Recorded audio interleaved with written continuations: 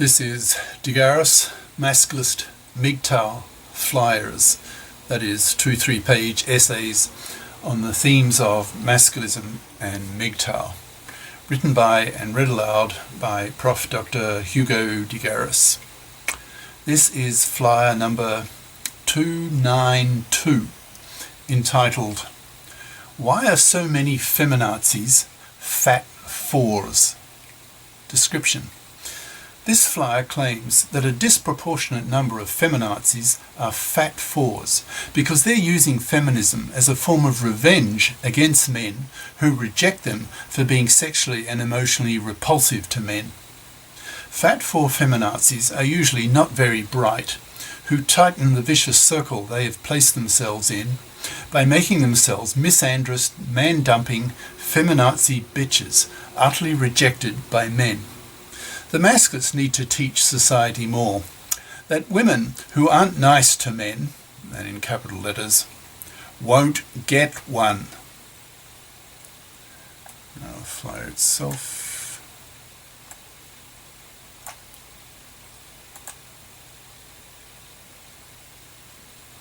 Why are so many feminazis fat fours?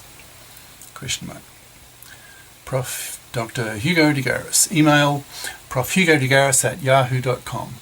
Website profhugodegaris.wordpress.com. This flyer examines the question why so many feminazis are fat fours, that is, fat or obese, and 4 out of 10 in looks. Have you noticed that there's a disproportionate number of active feminazis who are fat fours, that is, sexually repulsive to men because they are fat, or worse, obese, and 4 out of 10 in looks? I suspect strongly that the main reason for this discrepancy is that such women are using feminism as a form of revenge against men for men rejecting them because they are fat fours. There are very few pretty feminazis, as there are very few pretty nuns, because pretty women are treated well by men, showered with male attention, because men want to put their penises in such women. Men are sexually attracted to such women because evolution created men who sought out good genes in their female sexual partners, because good genes, correlate with good looks, which is why men place such importance on good-looking women. Fat four feminazis, on the other hand, are the opposite.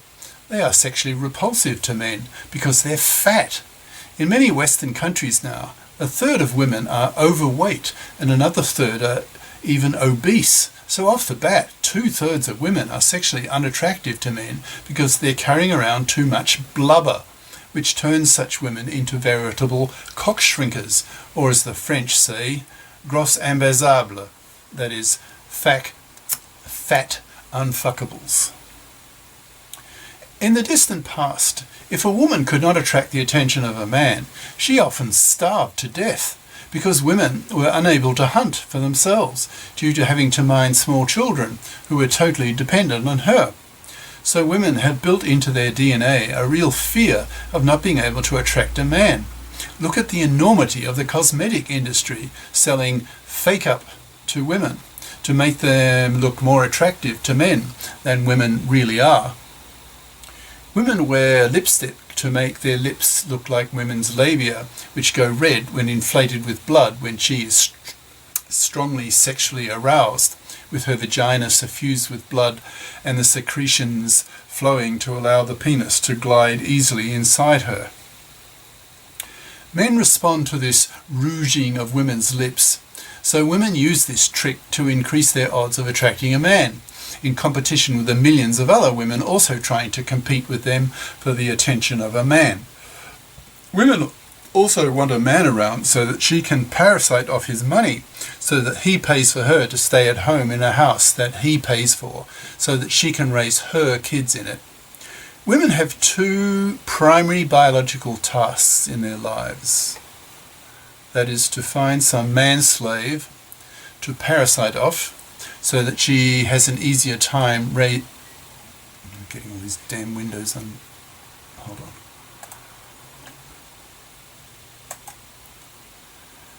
So that she has an easier time raising kids, and B, growing and raising the next generation.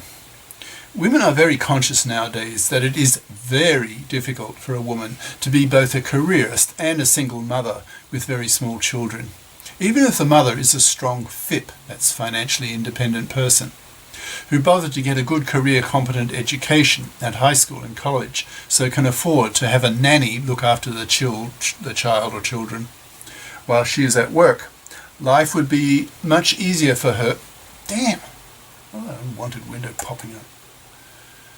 While she's at work, life would be much easier for her, less stressed, if she had a man around the house who could share with her the burden of paying for the cost of the kids.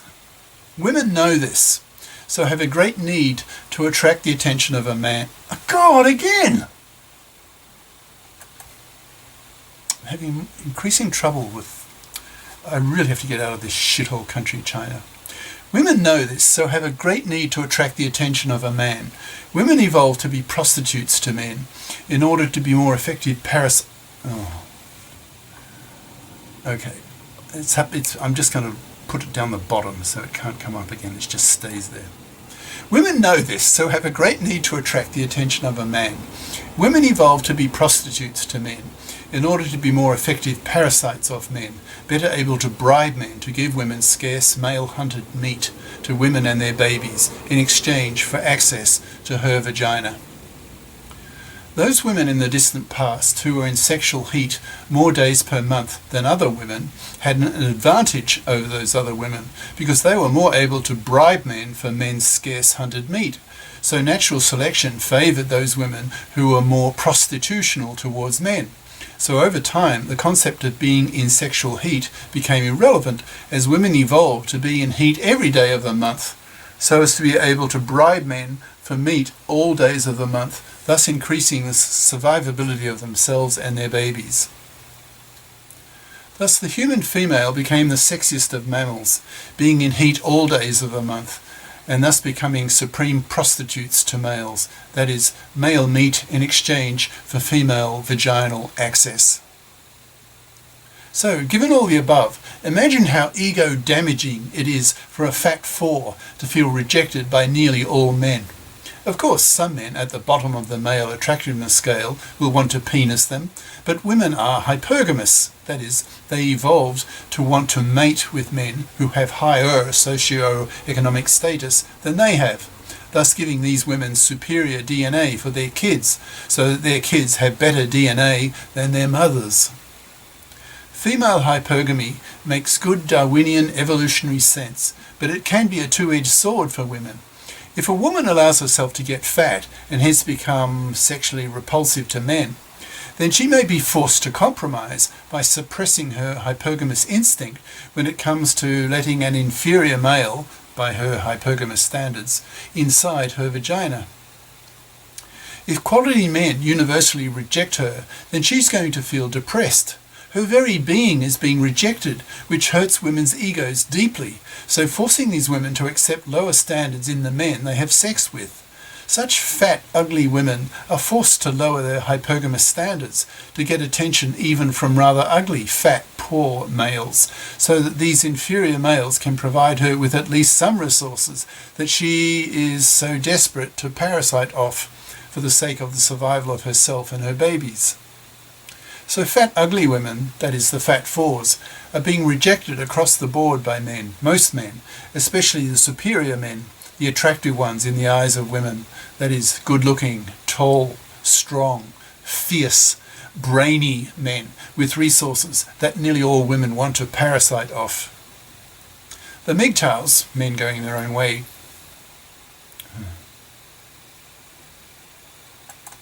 two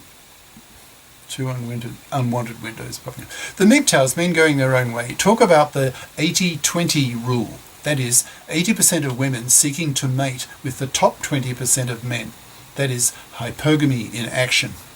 Of course, there are not enough quality men to go around, so the other 60% of women have to compromise by their female standards.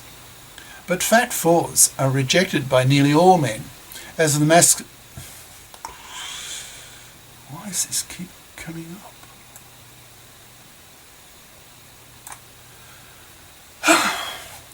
But fat 4s are rejected by nearly all men, As the Masculists say, as one of their slogans, no man wants a relationship with a fat-4 feminazi, that is, a misandrist, man-dumping feminazi bitch.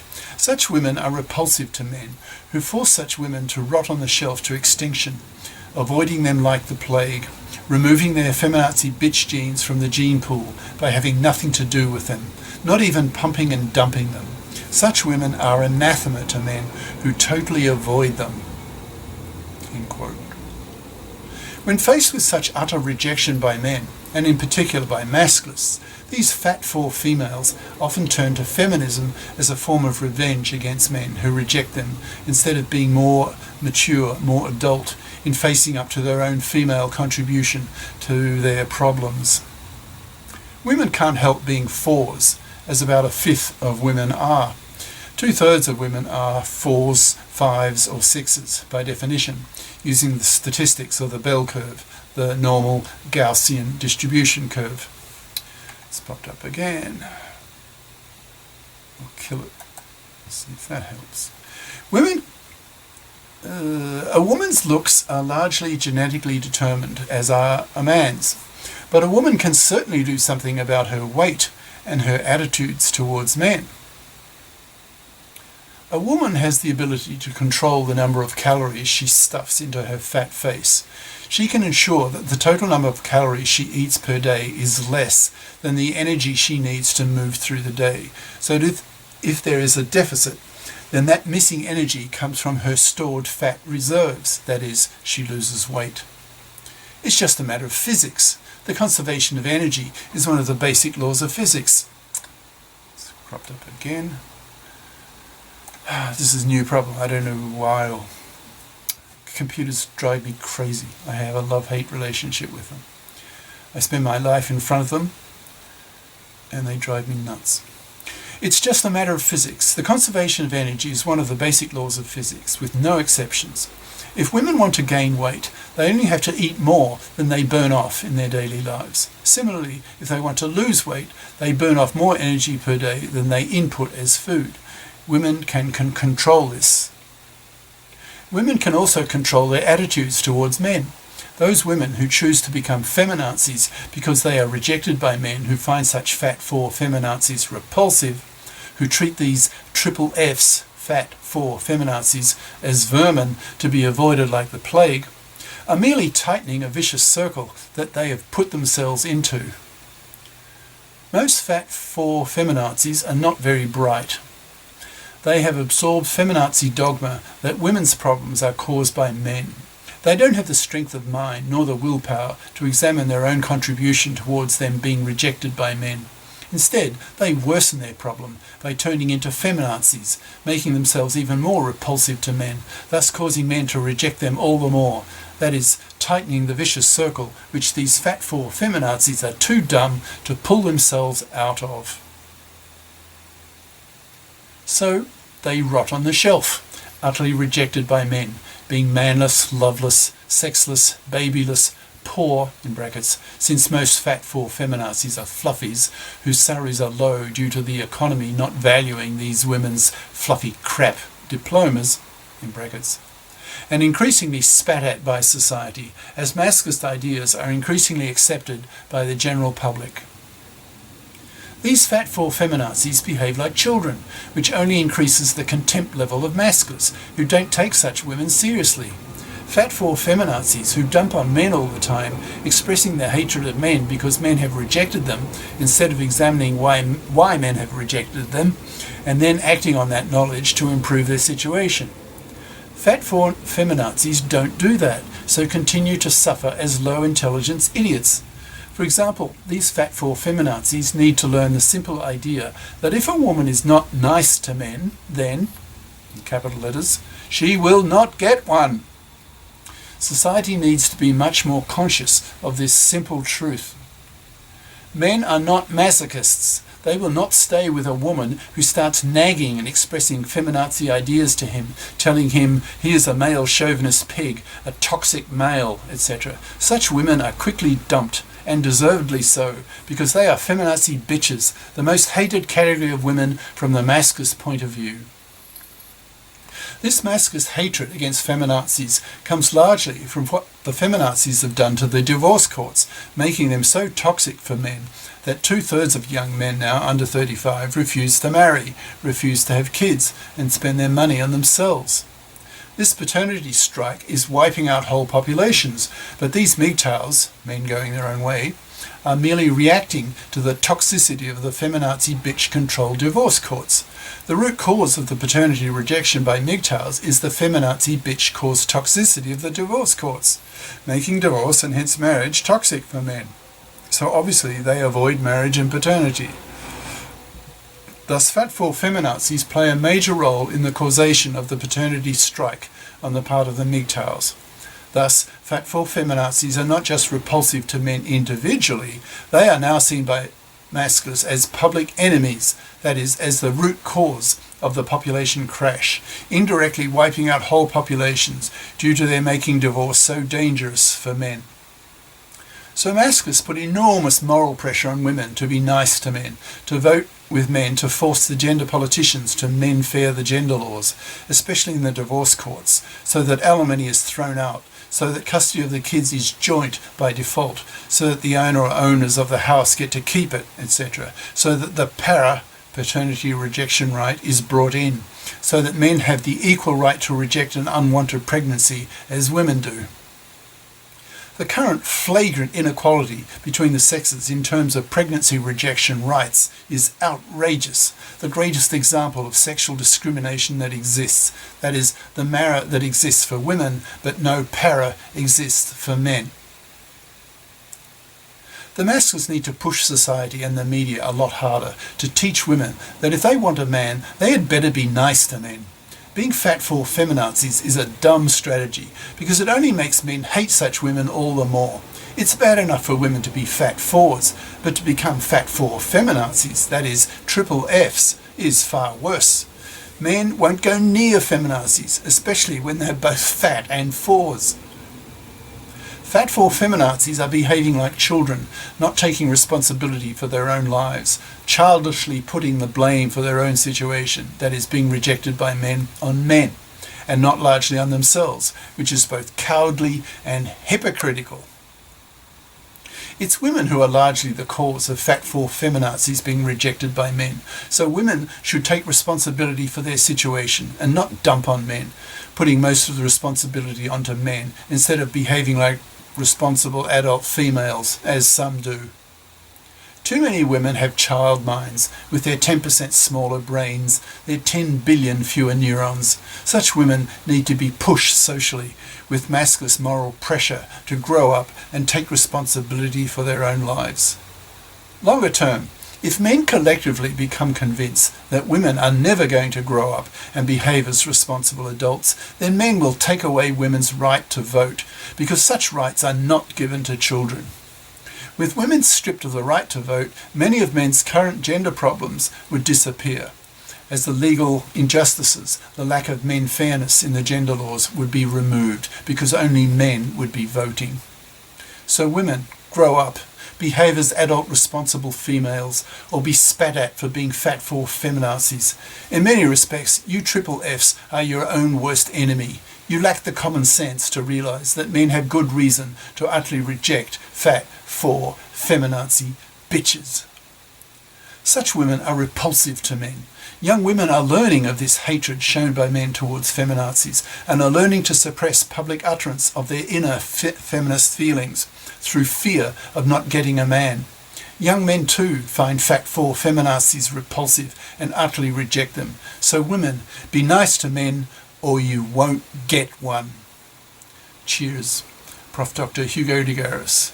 Prof. Hugo de Garis at yahoo.com. Website profhugodegaris.wordpress.com. YouTube channels De Garis Masculist MGTOW Flyers and De Garis Essays. Patreon, patreon.com/profhugodegaris. minds.com/profhugodegaris.